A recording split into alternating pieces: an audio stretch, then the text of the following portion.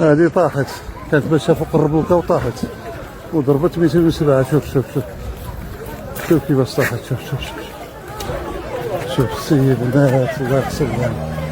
لا حول. خبر عاجل: لقي 3 أشخاص مصرعهم، فيما أصيب شخصان بجروح خطيرة بعد ظهر يوم الاثنين 20 يوليو في حادث سير خطير شهدتها منطقة أوشتام التابعة لجماعة أمس بإقليم تطوان إثر سقوط جرافة من نوع كات كانت محمولة على شاحنة فوق حافلة للنقل المزدوج.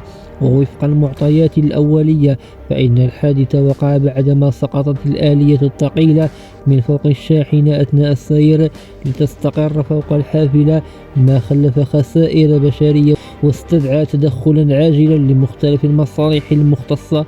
وفور إشعارها بالحادث انتقلت إلى عين المكان السلطات المحلية وعناصر الدرك الملكي والوقاية المدنية، حيث جرى تأمين محيط الحادث ونقل المصابون إلى المستشفى لتلقي العلاجات الضرورية، فيما تم إيداع جثامين الضحايا. وباشرت المصالح المختصة تحقيقا تحت إشراف النيابة العامة المختصة من أجل تحديد جميع ظروف وملابسات هذا الحادث المأساوي.